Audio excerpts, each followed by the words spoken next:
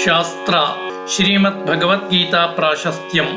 గీతాశాస్త్రమిదం పుణ్యం యప్పఠేత్ ప్రియతః పుమాన్ విష్ణో పదమవాప్నోతి భయశోకాదివర్జితః. పరమ పావనమగు ఈ గీతాశాస్త్రమును ఎవరు ప్రయత్నపూర్వకముగా పఠింతురో అట్టివారు భయశోకాదిరహితమగు విష్ణుపదమును పొందుదురు. గీతాధ్యయనశీలస్య ప్రాణాయామ పరస్య చ నైవ సంతి పాపాని పూర్వజన్మ కృతాని చ.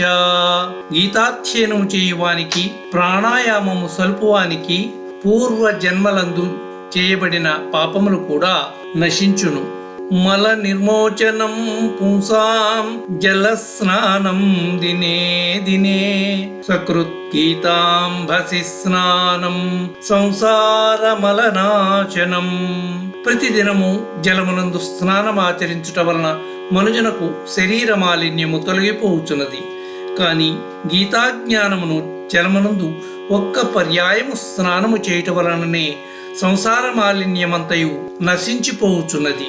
భారతామృత సర్వస్వం విష్ణోర్వక్త్రాద్వినిసృతః గీతా గంగోదకం పీత్వా పునర్జన్మ న విద్యతే. మహాభారతం యొక్క అమృతమయముకు సర్వస్వమును విష్ణువు యొక్క ముఖము నుండి వెలువడినది. అవు గీతా గంగ యొక్క ఉదకమును త్రాగినచో పునర్జన్మ ఉండనేరదు. సర్వోపనిషదో గావో దోగ్ధా గోపాలనందన పార్థో వత్స సుధీర్భోక్త దుగ్ధం గీతామృతం మహత్. ఉపనిషత్తులన్నీయు గోవులు, గోపాలనందనుడగు శ్రీకృష్ణమూర్తి పాలు పితుకువాడు, అర్జునుడు దూడ. మహత్తరమగు గీతా అమృతమే పాలు. సద్బుద్ధి కల జిజ్ఞాసులే ఆ పాలను త్రాగువారు అని తెలుసుకొనవలెను. గీతా సుగీతా కర్తవ్యా కిమన్యై శాస్త్ర సంగ్రహై యా స్వయం పద్మనాభస్య ముఖ పద్మాన్నిసృత. గీతనే లెసగా గానము చేయవలెను, ఇతరముల వలన ప్రయోజనములేమి ఎలయన. గీత స్వయముగా విష్ణు భగవానుని ముఖ పద్మము నుండి బయల్వెడలినది కదా. సర్వశాస్త్రమయీ గీత సర్వదేవమయోకరిహి సర్వతీర్థమయీ గంగా సర్వవేదమయో మను. గీత సర్వశాస్త్రస్వరూపిణి, విష్ణువు సర్వదేవమయుడు, గంగ సర్వతీర్థమయి, మనువు సర్వదేవస్వరూపుడు.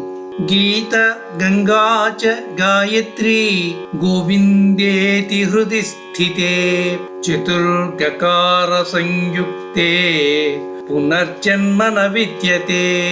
గీత, గంగా, గాయత్రి, గోవిందుడు అను 4 గకార యుక్త పదార్థములను ఎవడు హృదయమున ధరించునో అట్టివానికి పునర్జన్మ లేదు.